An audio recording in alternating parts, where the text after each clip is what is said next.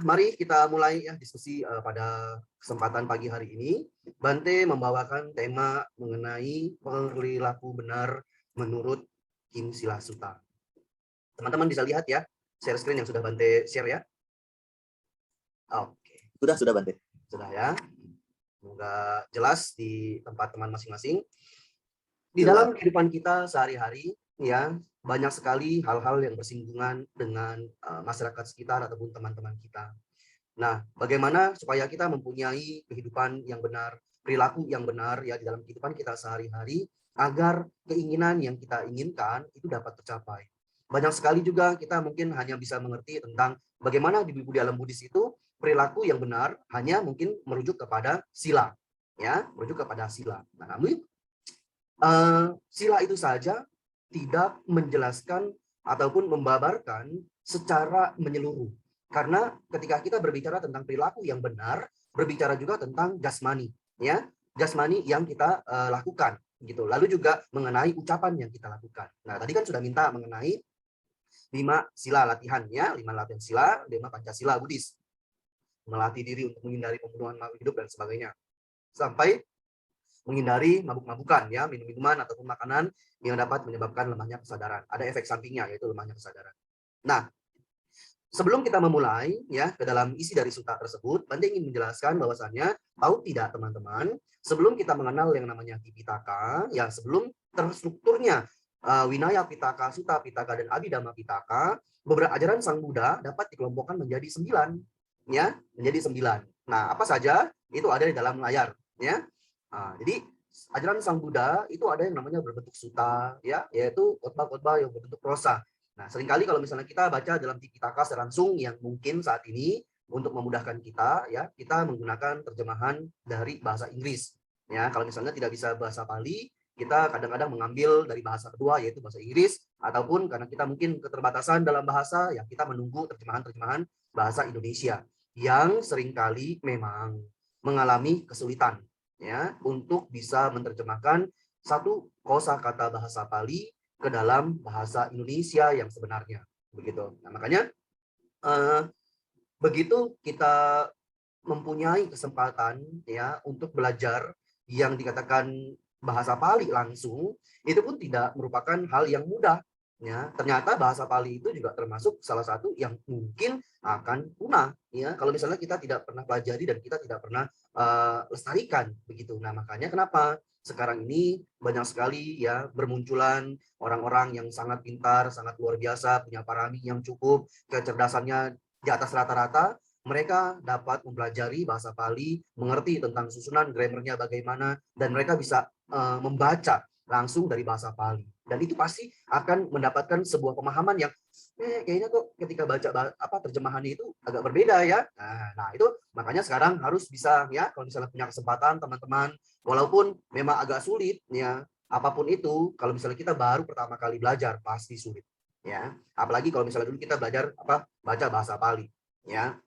Gitu. Nah, ini yang pertama ya, khotbah-khotbah berbentuk prosa banyak sekali. Lalu juga ada gaya campuran antara prosa dan syair ya. Dan ini coba teman-teman lihat di dalam Tipitaka itu sendiri ya. Nah, nanti ingin mengundang ya, jangan hanya langsung percaya. Coba nih, ehipasikokan sendiri. Kalau ini kan bisa diehipasikokan ya.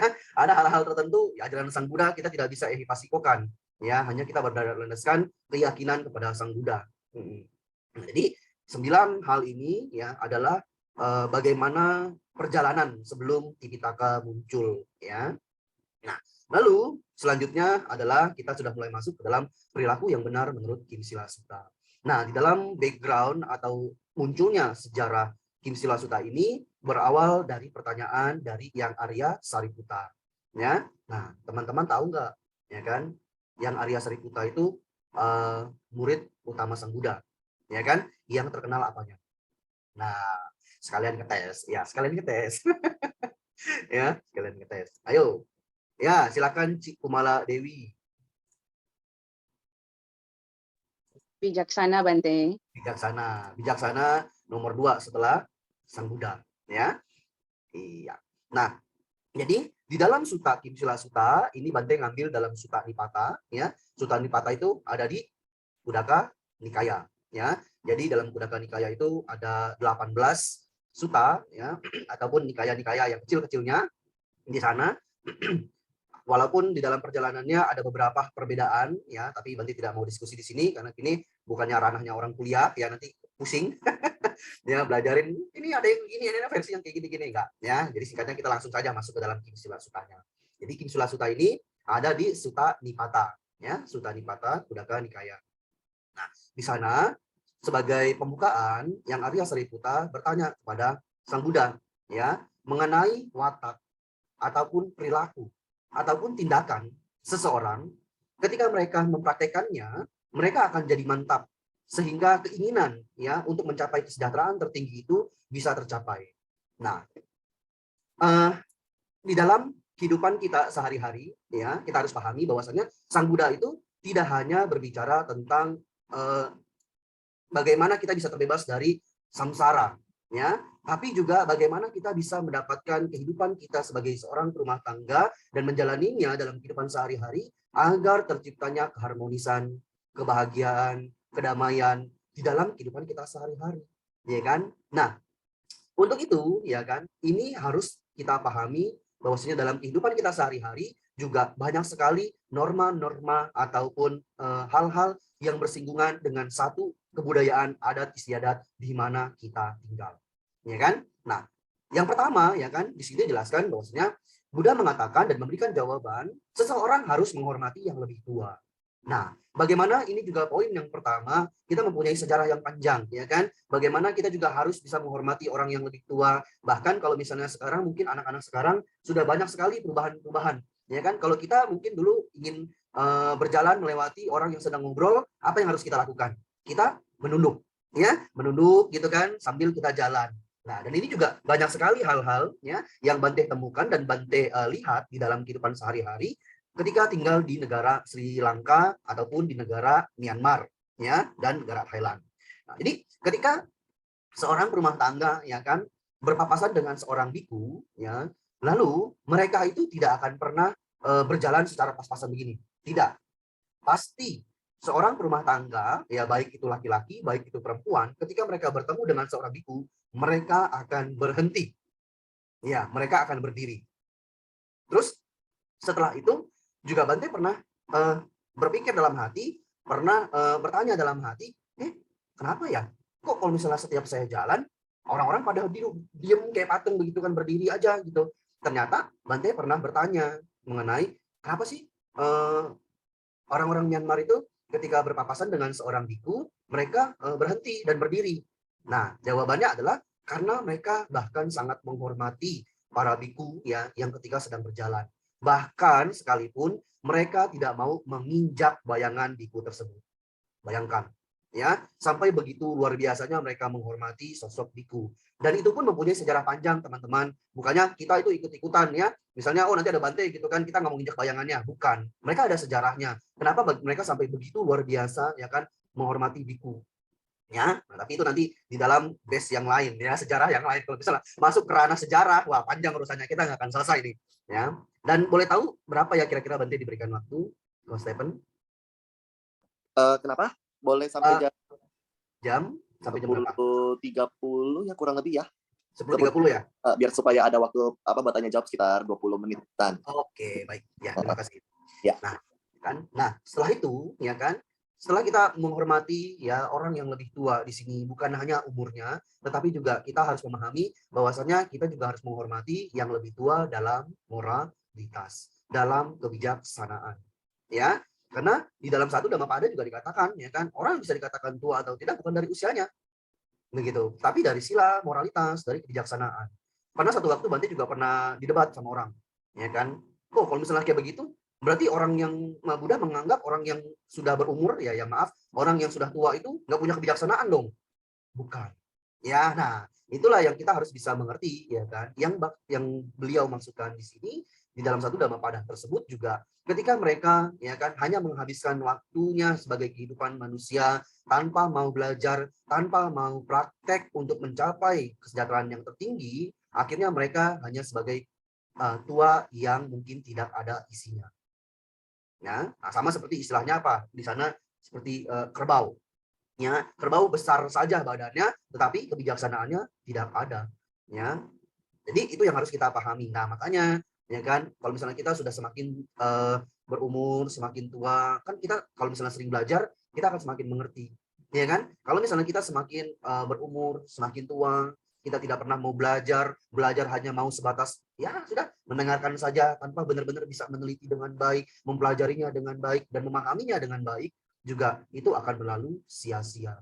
Sehingga apa? Ketika sudah berumur di usia yang mungkin bahasanya biar gampangnya adalah sudah tuir, ya, sudah tuir. Nah, itu tidak seperti kayak anak kecil, teman-teman, ya. Nah, makanya sekarang psikologi juga sudah memahami bagaimana nih, ini perbatasan antara ya usia balita dengan orang tua itu adalah sejajar. Ya kan? Kan masa kehidupan kita kan dari sini, ya kan? Usia balita kita mulai tumbuh dewasa sampai maksimum kita. Ketika sudah maksimum apa? Kita kan akan menurun kan? Iya kan? Tingkat pikiran kita sudah menurun, kondisi tubuh kita juga sudah menurun, yang akhirnya itu sama seperti kayak anak balita.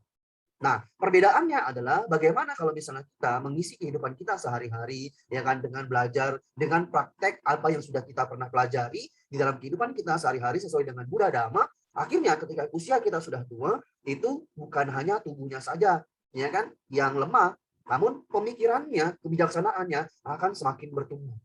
Nah, itu perbedaannya. Ya, bagaimana pemikiran kita dengan tubuh, ya, itu juga berbeda. Ya kan? Nah, coba rasakan deh. Ketika kita mungkin suatu waktu ya kan pengen makin yang meditasi gitu kan, tapi karena pikiran itu sudah lelah, ya kan, badan seger, ya kan, tetapi pikiran kayaknya sudah capek segala macam, dipakai meditasi itu tidak akan bisa, ya kan. Lalu juga pikiran lagi pengen meditasi, tapi badan itu sudah sangat lelah, badan itu sudah sangat capek, bisa nggak dipakai meditasi? Tidak.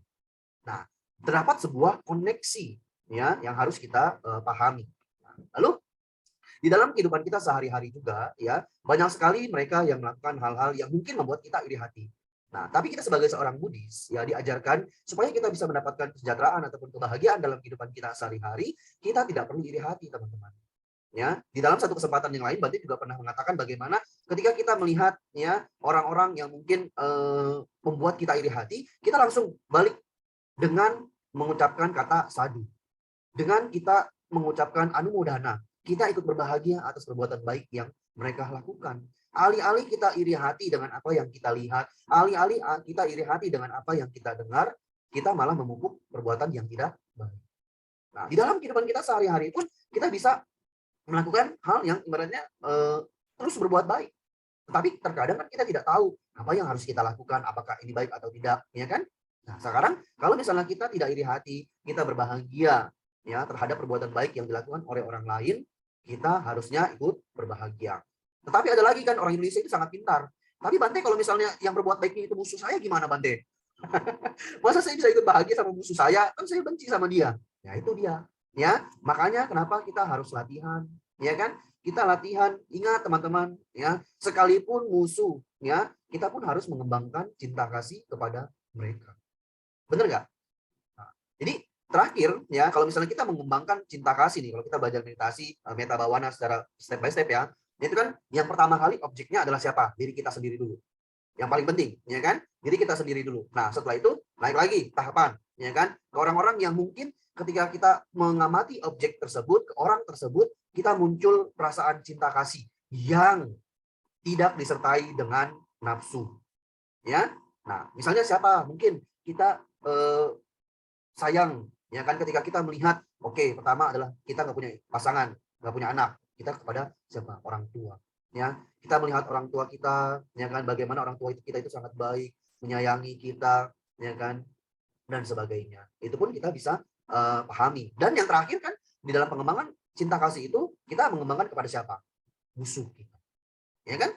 Kepada musuh kita. Bahkan kita kepada musuh kita saja kita harus bisa mengembangkan cinta kasih kepada mereka. Nah, demikian juga di dalam kehidupan sehari-hari kita juga harus bisa berbahagia ketika dia melakukan perbuatan yang baik. Ya, musuh kita melakukan perbuatan baik. Oh ya sudah, kita mengucapkan kebahagiaan. Kita berbahagia terhadap perilakunya, bukan kepada individunya. Ya, perbuatan baik itu tidak tercela. Ketika musuh kita melakukan berdana, ya, musuh kita melakukan satu perbuatan baik, itu tetap baik.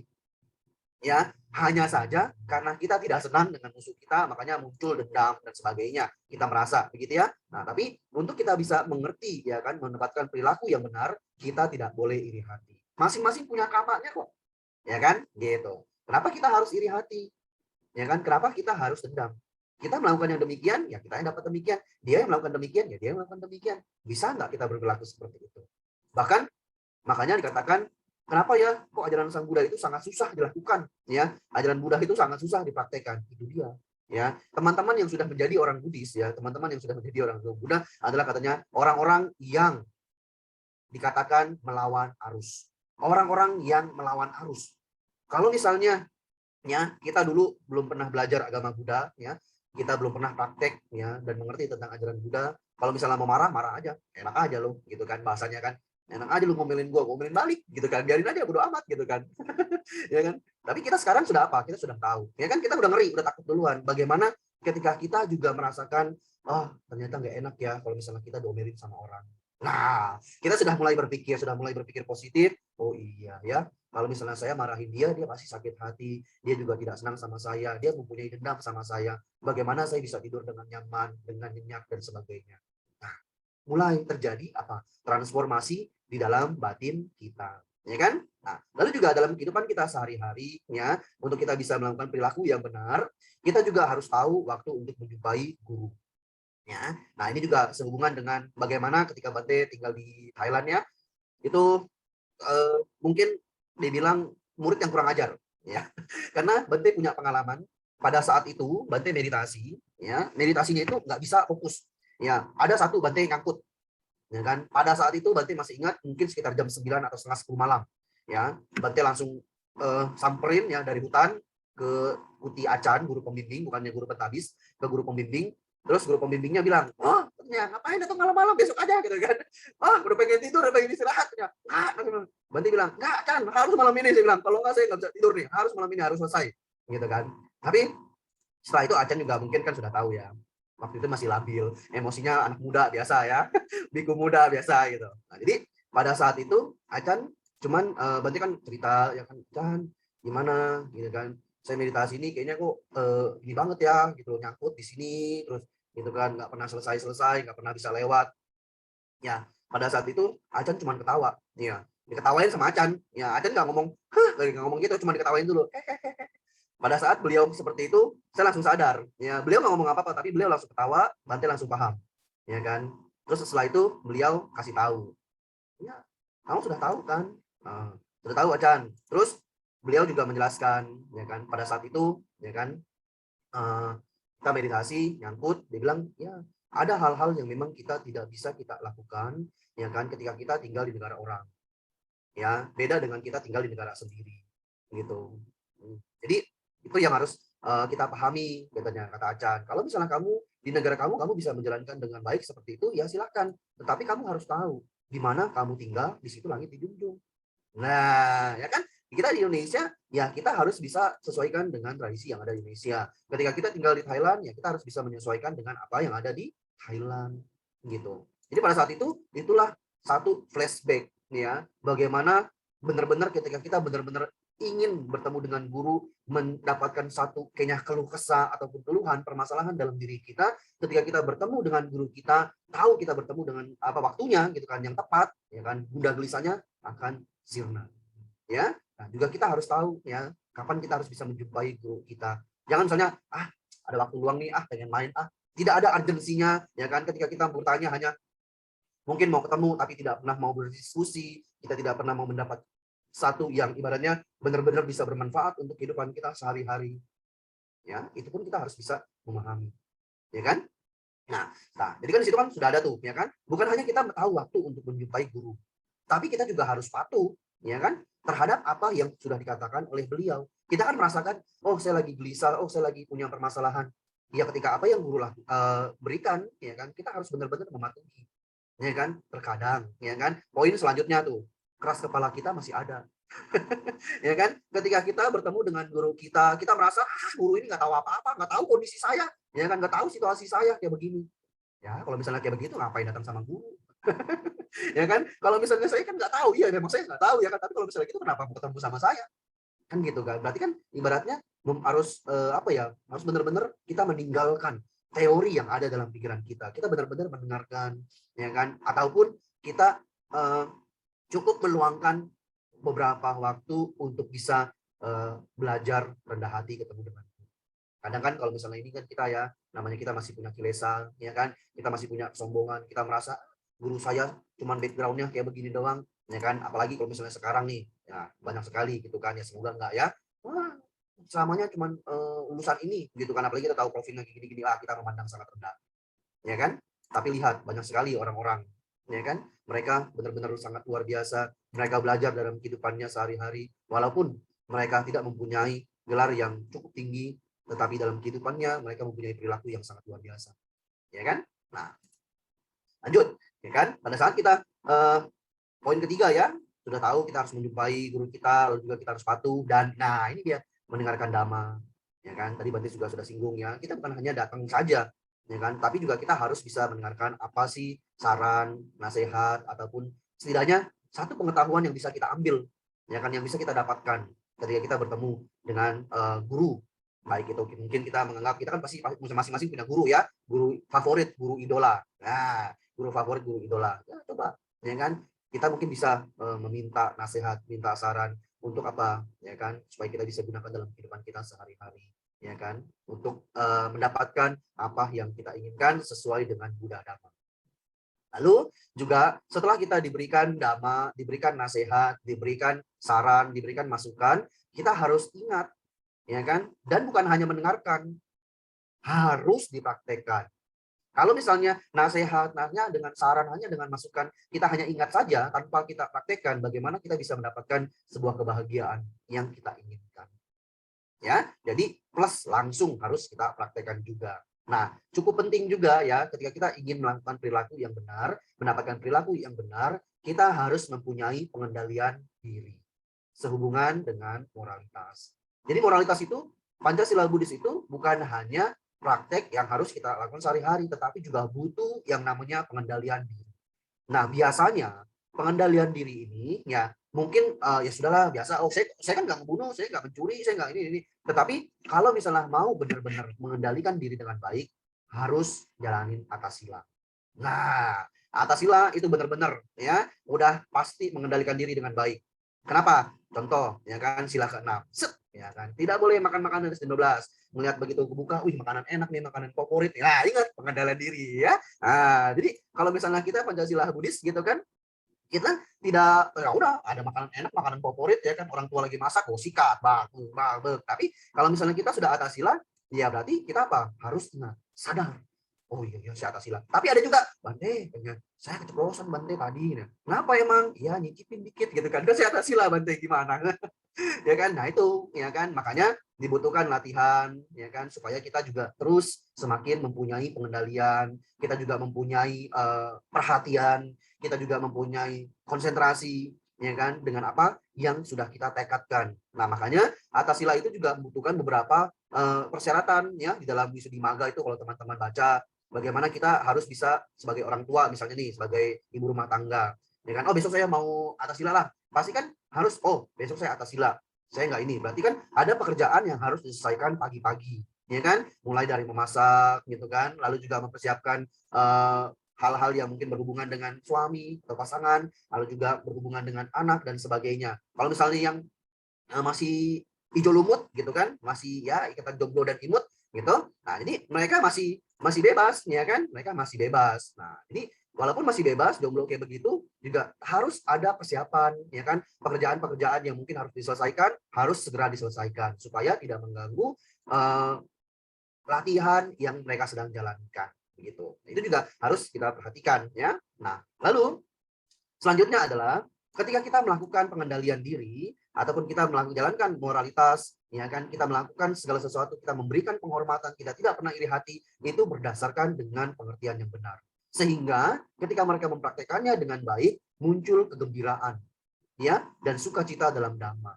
Nah, ini juga harus kita pahami, bukan hanya sebatas hal itu saja.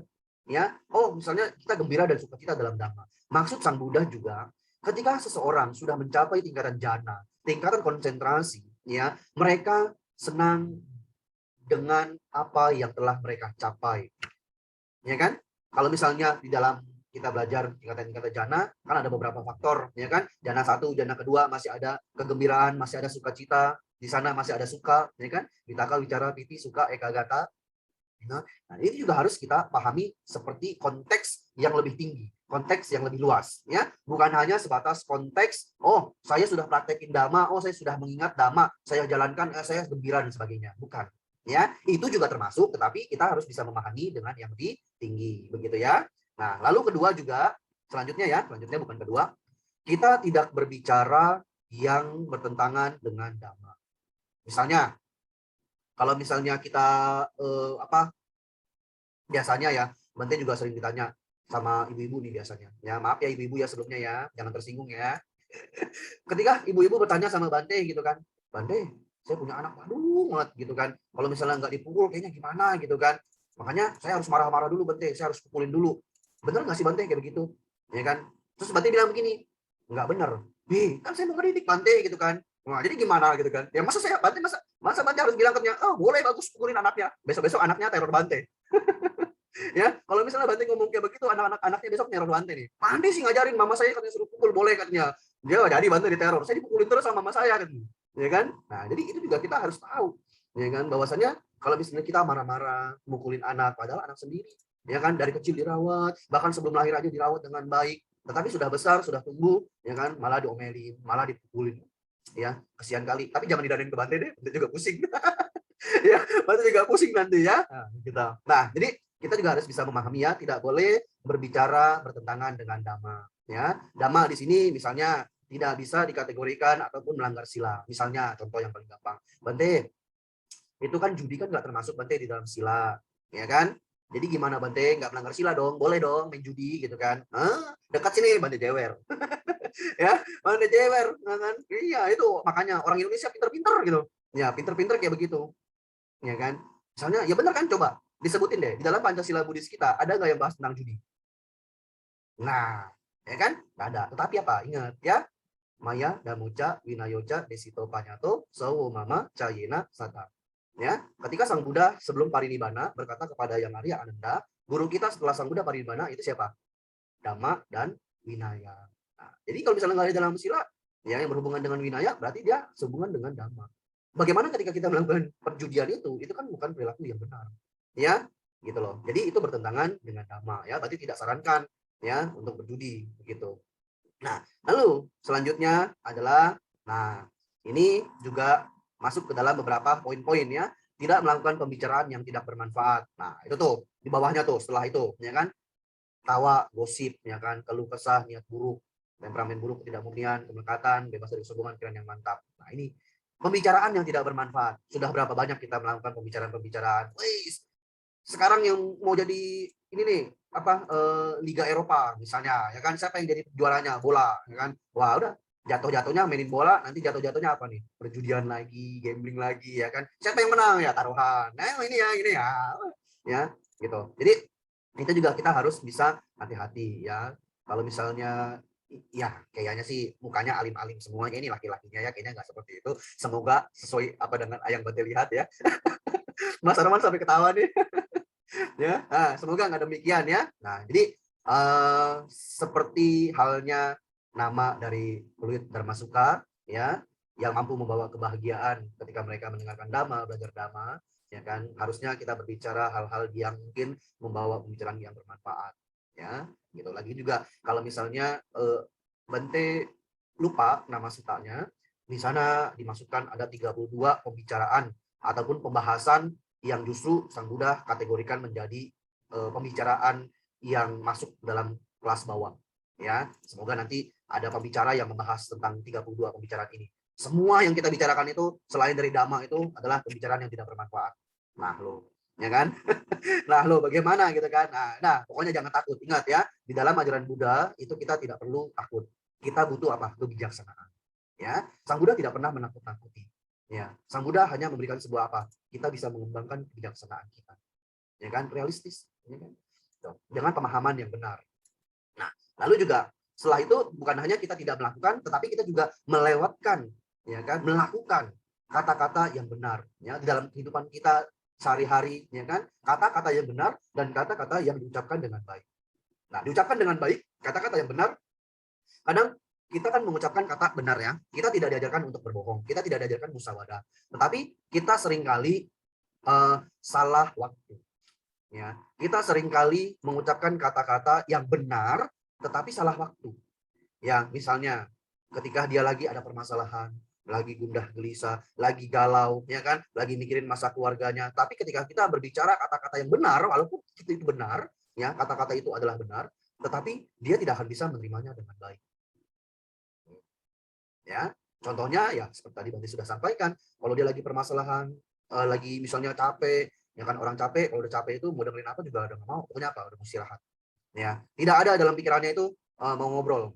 Ya, yang ada dalam pikirannya ketika orang capek adalah apa? Istirahat. Ya, tapi kalau misalnya dia sudah capek, ya kan, terus juga sama kalau misalnya orang lagi ngantuk, ya kan. Orang lagi ngantuk kita ngomong apa juga, ya oke, besok ya. Ketika ditanya udah bangun, ingat nggak tadi ngomongin apa? Hah? Emang ngomong ya kita ya? Nah, lo cilaka. Nah, kalau kayak gitu, ya kan? Makanya itu juga kita harus tahu, ya kan? Kita bijaksana. Makanya Sang Buddha bilang adalah guru yang sangat luar biasa, guru yang sangat bijaksana. Karena beliau juga bukan hanya berbicara tentang ucapan-ucapan yang baik, tetapi cara-caranya pun kita harus diajarkan juga, diberitahukan juga, ya kan? Lalu selanjutnya adalah yang sebelah sini ya, intisari dari kata-kata yang diucapkan dengan baik adalah pemahaman. Nah, kalau misalnya kita mengucapkan kata-kata yang baik, lalu juga kita mengucapkan kata-kata kebenaran, orang pasti akan memahami. Ya, terus juga seringkali, ya kan, kita terjadi sebuah kesalahpahaman, kita hanya mengharapkan orang lain itu mau mendengarkan. Ya, kita berharap orang lain itu pokoknya harus dengar. Kita tidak mau pernah memosisikan kita untuk mau mendengarkan dari orang lain. Semakin kita bisa mendengarkan orang lain, kita pasti akan bisa mengucapkan kata-kata yang tepat. Ya, kata-kata yang pas untuk pemahaman yang dia butuhkan gitu. Nah, makanya tadi juga Bante sampaikan di awal, coba kalau misalnya Bante menggunakan kata-kata yang sangat sulit untuk bisa dipahami, menggunakan bahasa-bahasa yang Bante pakai ya kan, ataupun kita diskusikan di dalam kuliah S2 di sana ya kan, semuanya pada kayaknya besok-besok pada minum Panadol semua kayaknya, pusing ya kan mikirin kata-katanya, ini apa sih bahasanya gitu kan, iya stres semua ya kan, kebahagiaan pun sudah sirna. Ya, jadi semuanya tinggallah UPK. Wah, sangat luar biasa ya. Nah, jadi itu kita harus pahami ya. Jadi ucapan yang baik juga kita harus munculkan pemahaman. Nah, ketika kita belajar dan kita memahami juga dibutuhkan yang namanya konsentrasi. Ya, kalau misalnya kita belajar dan hanya sebatas kita belajar tanpa adanya memahami, ya kan, itu pun hanya sia-sia ya. Kita buang waktu sia-sia. Tetapi yang namanya belajar ya tidaklah pernah sia-sia. Pasti akan ada manfaatnya di kemudian hari. Lalu juga kebijaksanaan dan pengetahuan orang yang terburu-buru dan sembrono tidak akan bertambah. Nah, makanya ketika kita dalam satu kehidupan ini, ya kan, supaya kita bisa mendapatkan kebahagiaan, kesejahteraan, yang dimasukkan dalam Kim Sila Sutta ataupun yang ditanyakan oleh Yang Arya Sariputta ini, kita harus bisa benar-benar memikirkan dan berhati-hati terhadap apa yang kita ucapkan, terhadap apa yang kita lakukan, ya, gitu. Jadi bukan berarti di sini juga ya ketika mendengarkan statement seperti ini malah alih-alih kalau misalnya kayak begitu kita diajarkan untuk tidak melakukan perbuatan baik yang ketika kita melihatnya kita mempunyai kesempatan Bante. Tidak. Ya. Kalau misalnya kita sudah tahu ini merupakan sebuah kesempatan yang baik, lakukan. Ya kan? Tetapi ada hal-hal ya di dalam kehidupan kita ketika kita melakukannya itu akan membawa sebuah penyesalan. Ya kan? Misalnya contoh, kalau misalnya diomelin, ya kan paling gampang ya, yang paling gampang adalah ketika kita diomelin sama orang, udah marahin dulu aja. Ya kan? Tapi setelah itu kita apa? Akan menyesal. Ya kan? Nah, makanya kalau misalnya kita marah, apa yang harus pertama kali kita lakukan? Tahu nggak apa yang pertama kali kita lakukan? Nah, Cikumala, tahu nggak kalau lagi marah-marah apa yang pertama kali harus dilakukan? Bukan banting-banting piring ya. Bukan banting-banting panci ya. Wah, silakan nanti. Gimana? Boleh. Mic-nya ya, silakan Cikumala. Oh. Oke, hai Bante. Ya. Paling tarik nafas Bante. Tarik nafas ya. Nafas, nah, terus hembuskan, tarik nafas, sabar-sabar. Oh gitu ya, bukannya bilang tarik nafas, tunggu waktunya ya. Tarik nafas. Kalau bisa sih menjauh, kalau nggak bisa sih ya udah. Apa boleh ya? buat? Nggak mungkin hajar balik kan Bante? Iya. Nah ini ya manfaat dari belajar dhamma. Ya, sadu ya. Ya, yang pertama kali ya sebenarnya ketika kita mendengarkan ataupun dimarahi oleh seseorang, supaya kita tidak berperilaku yang salah juga, satu memang adalah mengatur nafas ya, fokus kepada nafas masuk kita, nafas keluar kita. Lalu juga kita diem. Iya. Oh, biasanya kan kalau misalnya kita diem ya, makin keluar semua. Kamu kenapa diam? Saya lagi butuh penjelasan. Kamu kenapa diam? Wih, siap-siap ya. Makanya besok-besok mungkin Bate bisa bisa kasih saran ya, bawa cotton bud ya. Ketika ini kecelakaan masukin ya, aman gitu kan. Dari ucapan-ucapan yang tidak menyenangkan ya. Jadi cotton bud tutup. Oh, kita cuma gini-gini gitu kan. Ya. Nah, jadi memang banyak sekali ya ketika misalnya kita dalam kehidupan ini kadang kan contoh, nah kalau misalnya marah-marah itu yang paling gampang kita bisa belajar dari Sutta adalah ketika Sang Buddha menaklukkan kemarahan Yaka Alawaka. Ya, di dalam Alawaka Sutta, di sana kan Sang Buddha kan nggak dengan gampangnya ya, Yaka lagi marah-marah. Wah, gitu kan, saya bukan seorang umat Buddha. Kenapa Sang Buddha datang ke tempat kediaman saya? Padahal istrinya kan seorang rumah tangga ya, yakininya, istri dari Yaka Alawaka dikatakan di sana dalam kitab komentar. Jadi ketika mendengarkan Sang Buddha ada di kediamannya marah-marah. Kenapa marah-marah? Diserang habis-habisan pakai ilmu, ya ilmu kebatinan. Ini nggak mempan, ya kan? Nggak mempan. Ya orang marah aja nggak mempan, ya kan? Menyerang ini, menyerang itu, semuanya jadi bunga, ya kan? Apalagi Yaka Alawaka yang ada apa-apanya. Jadi setelah itu karena masih marah, nah kalau misalnya kita marah, ya kan kita bisa belajar dari sini adalah orang yang marah ketika mereka bilang apa diturutin. Nah, jadi misalnya kita pasangan kita lagi marah-marah gitu kan, oh kamu kayak begini ini, ya udah turutin aja ya. Terus kalau misalnya orang tua misalnya marah-marah gitu, kamu nggak makan gini, makan dulu sana, ya turutin makan aja, ya kan. Nanti lama-lama apa akan reda. Nah begitu juga dengan kisah di dalam Sutta Alawaka itu, ya kan, bagaimana meredakan kemarahan Sang Buddha apa akhirnya menuruti perkataan Yaka Alawaka. Keluar, cuma ngomong gitu doang, keluar. Sang Buddha keluar. Kok cuma begitu doang, gampang banget ya gitu kan. Kenapa saya capek-capek gitu kan, marah-marah gitu kan. Akhirnya udah disuruh saja keluar, ya keluar Sang Buddha sekali. Terus kalau misalnya sudah keluar, gampang begitu ya udah masuk. Sang Buddha masuk. Terus disuruh keluar lagi, keluar. Tapi dalam niat jahatnya Yaka Alawaka yang kebaca sama Sang Buddha, masuk keluar, pasti lama-lama kan capek kan. Nanti kalau misalnya sudah capek, katanya perhatiannya sudah makin melemah. Ketika perhatiannya melemah, baru disitulah diserang. Gitu. Itu pikiran jahat Yaka Alawaka. Nah tapi ya kan dari situ Sang Buddha sudah membaca, gini ya, ini ya niat kamu gitu kan. Ini bahasa sehari-hari Bante ya, biar gampang gitu kan, biar gampang kita digest, kita cerna. Jadi ketika 3 kali, nah makanya sampai tatiampi saja, nggak boleh sampai 4 ya, sampai cukup tatiampi kita menuruti kemarahan seseorang. Nah jadi ketika tatiampi, ya udah, kamu mau marah lah, gitu kan, kamu marah. Nah dari setelah itu, oke, saya nggak akan marah, tapi saya akan mengajukan pertanyaan, kata Yaka Alawaka. Gitu. Jadi itu cukup seru tuh, teman-teman bisa baca di Alawaka Sutta, ya Alawaka Sutta ada di kalau Bante tidak salah ingat ada di Majjhima Nikaya, lalu juga ada di Sutta Nipata ini, ya gitu. Sana juga ada Alawaka. Jadi setelah kita mendapatkan perhatiannya, kita tidak buru-buru, tidak sembrono, pasti kita akan berbahagia ya, di dalam kehidupan kita ketika ajaran yang diberikan oleh orang-orang suci memiliki keunikan dalam ucapan, pikiran, dan tindakan. Nah, makanya berbahagialah ya kita yang menjadi seorang Buddha, bukan dalam artian kita harus sombong, ya, bukan dalam artian kita harus menonjolkan diri dan kita menghina keyakinan yang lain, tidak, ya. Tapi kita harus bisa benar-benar kita merasakan kebahagiaan dari kita mempraktekkan ajaran tersebut. Ya, bukan hanya kita belajar, ya, tapi kita juga sudah mempraktekkan, kita sudah menehipasikokan sendiri bahwasanya ajaran Sang Buddha itu benar-benar sangat luar biasa dalam kehidupan kita sehari-hari. Mulai kita dari berpikir, bertindak, dan juga berucap dalam kehidupan kita sehari-hari. Terdapat perbedaan sebelum dan sesudah kita belajar Dhamma.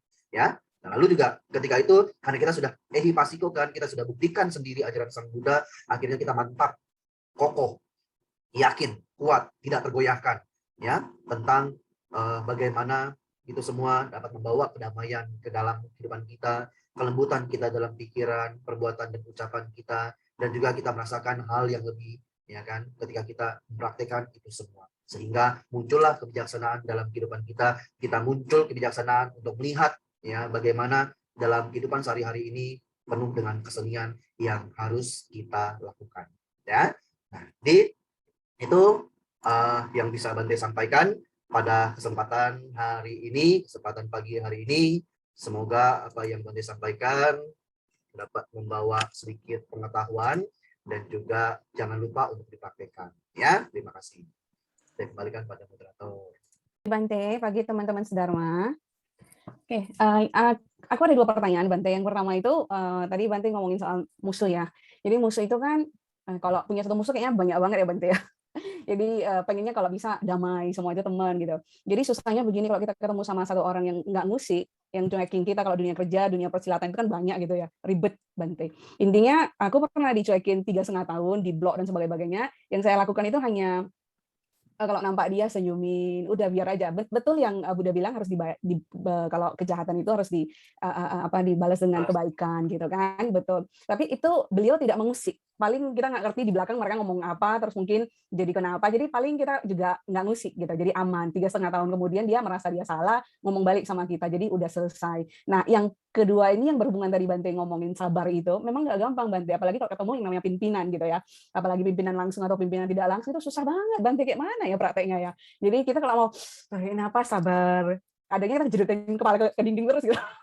Mungkin Bante boleh sharing sedikit tips ya Bante. Kayak mana sih kita harus ngadepin manusia yang kadang memang difficult banget gitu. Orangnya sangat musikin, sangat mempersulit gitu. Nah, itu kayak mana Bante nanti sharing tips-tipsnya satu. Terus yang kedua tadi saya dengar Bante soal pembicaraan bermanfaat gitu. Kalau saya nggak salah, itu kan pembicaraan termasuk perbuatan ya. Jadi artinya yang saya tahu sama aja gitu. Ada yang baik, ada yang tidak baik, dan harusnya ada yang netral. Contohnya kita kalau ngomongin bisnis atau ngomongin kerja, itu kan tidak akan menghasilkan karma buruk. Artinya dia mungkin pembicaraan netral gitu. Kalau kita jelein orang ya kita berbuat jahat kan, perbicaraan jelek gitu. Betul nggak Bante? Tolong sedikit pencerahannya Bante. Makasih Bante. Ya, baik. Terima kasih atas pertanyaannya. Wah, luar biasa ya. Pertanyaan yang pertama dulu ya, sehubungan dengan musuh. Sebenarnya musuh kita itu cuma ada satu. Iya, iya. Tahu nggak? Musuh diri sendiri. Ya, itu. Ya kan? Nah, musuh diri kita sendiri aja. Kadang ya kita kan masih mungkin berpikir, oh kenapa dia cuekin saya, padahal saya sudah baik sama dia, kenapa dia marahin saya, kenapa dia musuhin saya, dan sebagainya, sebagainya, sebagainya. Ya kan? Nah, jadi untuk itu di dalam kehidupan kita, ya kan, makanya kita sangat sulit bertemu dengan orang-orang yang mungkin tidak sesuai dengan sepemahaman dengan kita. Kalau misalnya kita mendapatkan hal yang demikian, ya, yang hanya bisa kita lakukan, ya sudah kita melakukan hal-hal yang sehubungan dengan apa, misalnya perbuatan-perbuatan yang baik.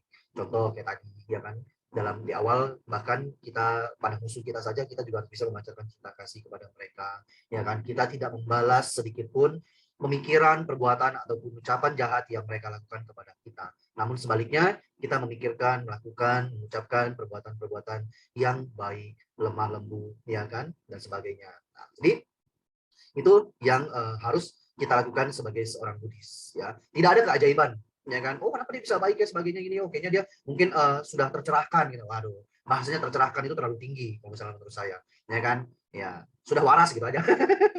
Ya, sudah kembali ke jalan yang benar gitu. Enggak, ya. Jadi ya masing-masing orang kan di dalam kehidupannya, ya, di dalam kehidupan spiritualnya itu kan membutuhkan waktu.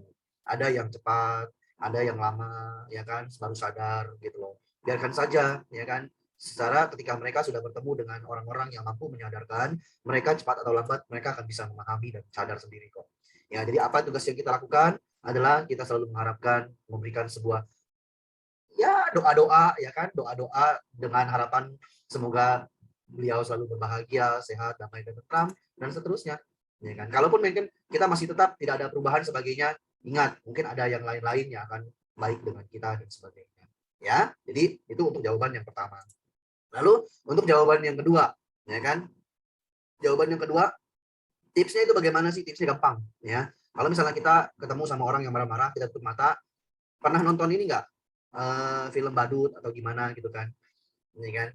Nah, jadi kita bayanginnya ya udah seperti badut. Nah, udah ketawa duluan kan, ya udah. Kayak gitu, ya kan. Kita kalau misalnya kita bayangkan, oh ini lagi marah-marah, seperti kayak ini saja, gitu. Jadi kita apa ya? Sebenarnya ketika kita menderita itu karena ketidakmampuan kita untuk bisa menerima. Tapi kalau misalnya kita bisa menerima, ya kan, hal-hal negatif yang dari luar dengan kita makanya terus melatih nih. Kita harus bisa melatih pikiran kita, ya kan. Jangan pernah meremehkan meditasi. Meditasi 5 menit, 10 menit, 15 menit itu jangan pernah diremehkan. Karena kita sendiri yang akan mendapatkan manfaat dari transformasi mental itu, ya kan? Nah, terus kok bisa nanti mendapatkan perubahan-perubahan semakin kita belajar, dibarengi dengan praktek, itu kita akan bisa mampu, ya kan, untuk menemukan jawaban itu sendiri. Itu yang Bante rasakan, ya. Ketika kita semakin praktek, kita semakin belajar, jawaban yang kita inginkan itu tidak perlu cari, itu akan datang sendiri. Nah, kita harus seperti apa? Kalau misalnya itu pun nanti akan muncul dengan sendirinya. Oh, kayaknya saya harus bagaimana ya? Nanti itu akan muncul sendiri. Ya, jadi itu jawabannya dari Bante. Semoga menjawab pertanyaan. Tidak perlu galau, tidak perlu stres, tidak perlu pusing dengan apa yang kita inginkan. Sudah dengan sendirinya. Ya, satu. Budaya Bante, saya ingin tanya pendapat Bante, kira-kira kalimat apa yang bisa saya sampaikan ke mama yang curhat sama kita kalau dia dengar ibu-ibu lain ngomongin dia. Terus, dan baiknya saya ajak mama ngapain ya supaya nggak terlalu jadi pribadi tuh, yang terlalu peduli ngomongan sama orang lain. Ya, terima kasih atas pertanyaannya. Ya, Ini nggak apa.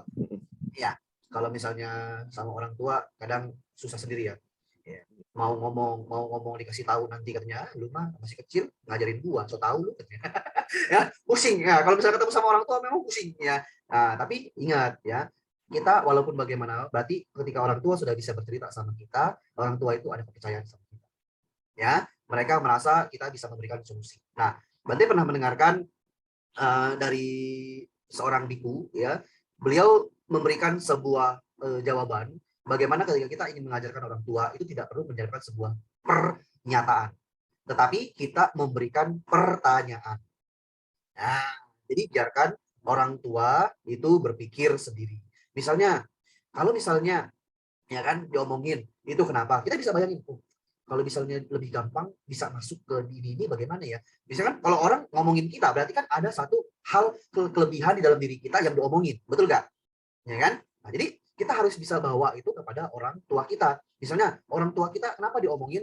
Ya kan? Karena mungkin baik dengan anak-anak, tidak pernah mau bergaul dengan orang-orang yang suka gosipin sana, gosipin tetangga sini, gitu kan? Itu kan juga merupakan kelebihan. Nah, kita bisa memberikan sebuah pertanyaan kepada orang tua kita. Dengan catatan, kita harus menggunakannya dengan yang perumpamaan yang dapat dimengerti oleh bahasa orang tua. Misalnya, kenapa sih diomongin? Coba bayangin aja, mah, gitu kan. Kalau misalnya pohon, ya kan, dia pohon yang tinggi, itu terpahan anginnya kenceng nggak? Ya kan? Kenceng. Nah, begitu juga dengan mama. Pasti ada sesuatu yang baik sama mama. Ada yang bagus sama mama. Makanya mereka ngomongin. Nah, terus kalau misalnya kayak begitu, apakah perlu kita menjelekin orang lain? Sudah bagus toh? Ya biarin saja gitu kan. Oh, ini berarti adalah doa-doa yang baik. Ya kan, doa-doa yang bagus gitu kan. Nah, itu juga bisa membuat pemikiran orang tua kita semakin berubah. Gitu. Nah, terus kalau misalnya menjadi sebuah pribadi orang yang kok kayaknya mau dengerin orang segala macam ya, susah. Ya, kita punya kuping.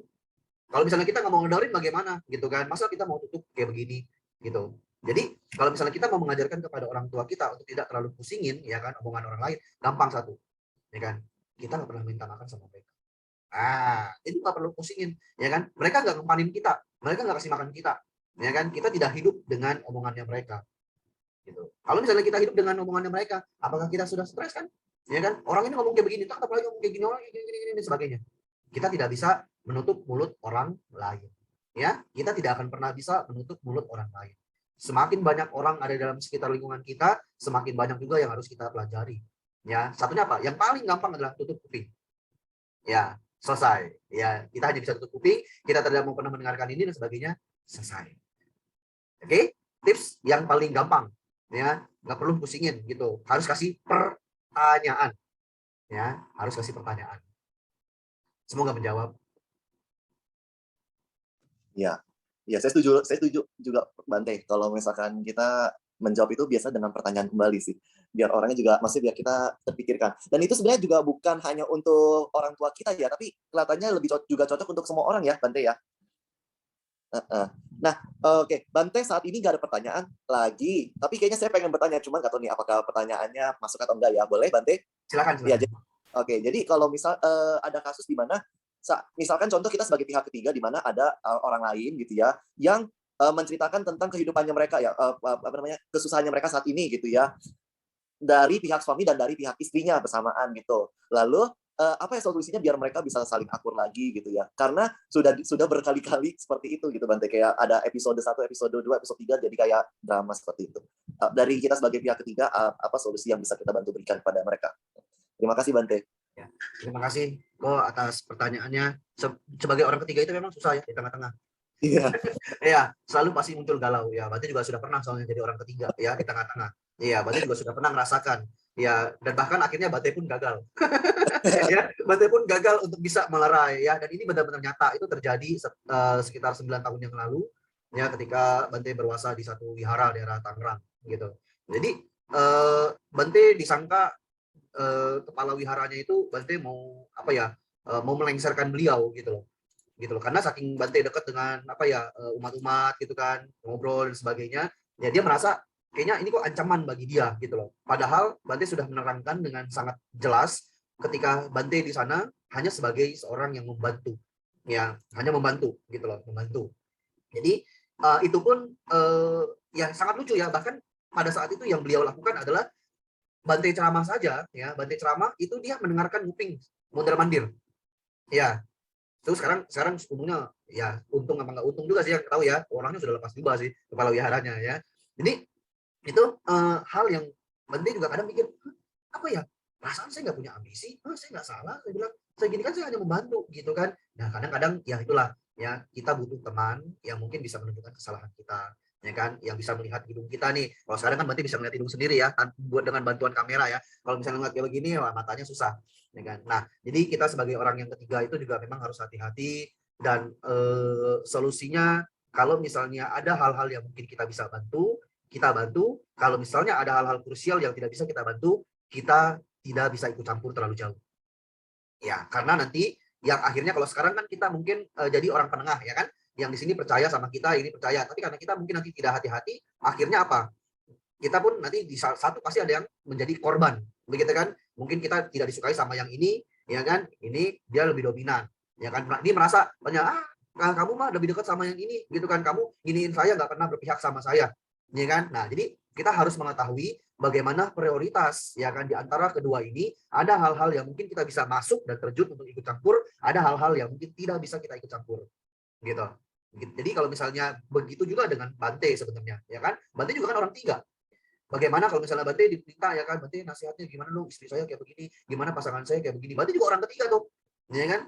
Iya, bukannya ketiga dalam artian yang gini-gini ya, bukan ya, bukan ya. Celaka tuh kalau misalnya kayak begitu ya, bukan. Jadi sebagai orang yang memberikan nasihat, kalau misalnya suami istrinya keluh kesah sama Bante, Bante juga sama. Jadi apa yang bisa dikatakan adalah UPK saja kalau misalnya kayak begitu. Ya, kita tidak bisa memihak kepada salah satu pihak begitu. Kalau misalnya nanti suatu waktu pasti mereka dengan lambat-lambat, pelan-pelan ya, kita main halus gitu ya, sambil pelan-pelan lah, bertahap ya. Ya, itu aja sih yang bisa Bante sampaikan kok. Hati-hati, tetap semangat jadi orang yang menjembatani. Ya, ya. Makasih ya Bante ya. Maksud saya tadi adalah penengah, bukan orang ketiga. Saya salah sebut. Oke, ini kelihatannya ada satu pertanyaan lagi yang masuk ya. Dari Diki mau bertanya secara langsung. Boleh langsung open mic-nya? Silakan dari Pak Diki. Oke, pagi, Soti Foto Bante. Itu. Bante, sorry ada pertanyaan, tapi pertanyaannya agak di luar topik. Semoga Bante bisa jawab. Ya, silakan. Bante.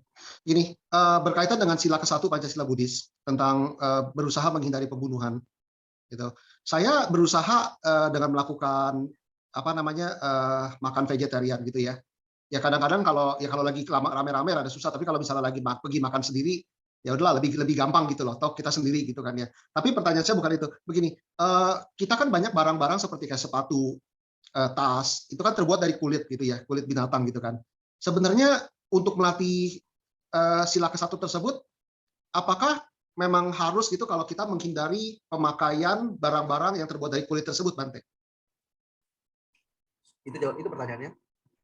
Ya pertanyaannya itu. Jadi misalnya ginilah, kalau yang sudah ada di saya ya sudah lah gitu ya. Apa maksud saya misalnya saya sudah punya tas yang dari kulit gitu kan ya.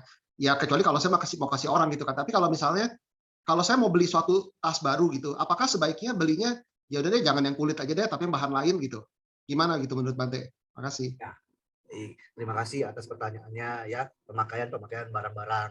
Nah, memang kalau misalnya barang yang kita mau gunakan dalam kehidupan kita sehari-hari, itu kan semua kan tergantung dari pilihan kita. Nah, yang jadi masalah kadang-kadang adalah kita itu memaksakan kehendak kita kepada orang lain. Oh, kamu nggak boleh, kamu kan seorang orang Buddhis ya kan, kamu kan harus menjalankan Pancasila Buddhis yang pertama. Kamu nggak boleh pakai pakaian ataupun barang-barang yang ada kulit-kulitnya, dengan kulit hewan sebagainya. Nah, itu yang masalah. Kita dimusuhin sama orang nanti kok. Ya kan? Nah, kalau misalnya untuk penggunaan diri sendiri, oh misalnya saya menghindari kayak gini, itu adalah latihan diri kita sendiri.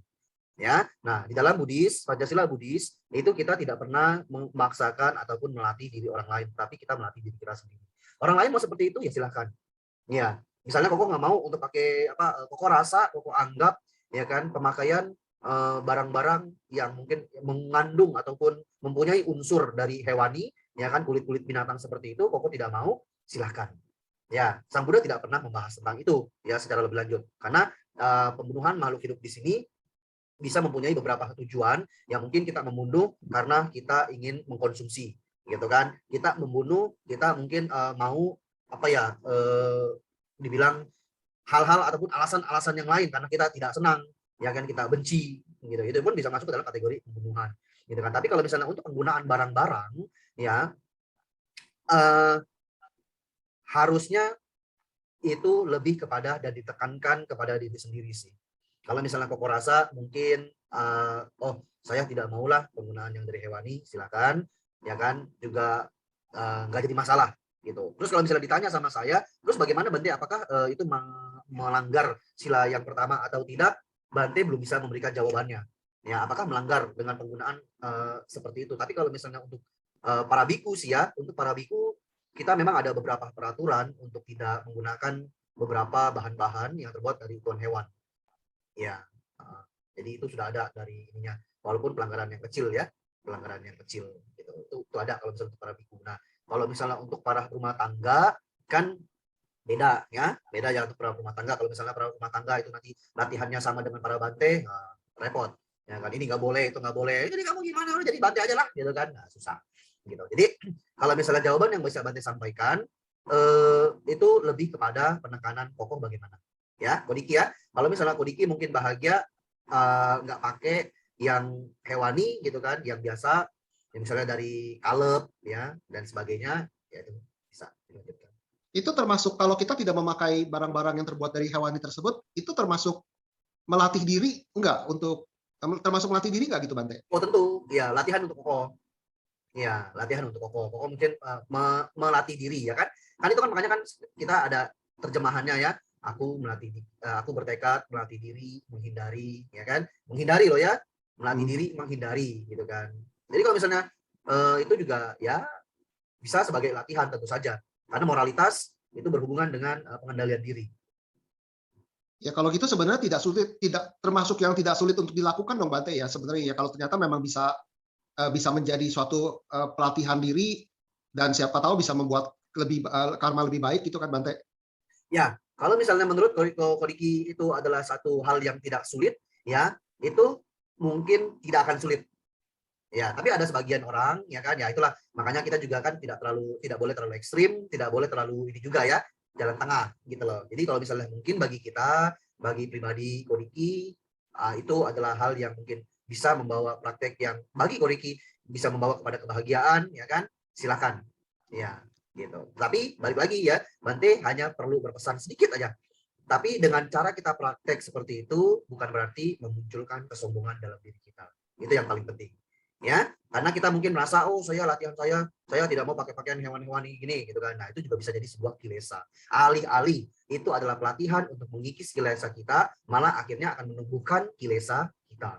Ya, apa? Kesombongan dan sebagainya, ya. Jadi, itu yang harus tekankan. Perhatikan ketika kita melatih diri, kilesa kita bertambah atau berkurang. Ya. Terima kasih, Kodiki. Kami modal, terima kasih Bante. Terima kasih, sehat-sehat.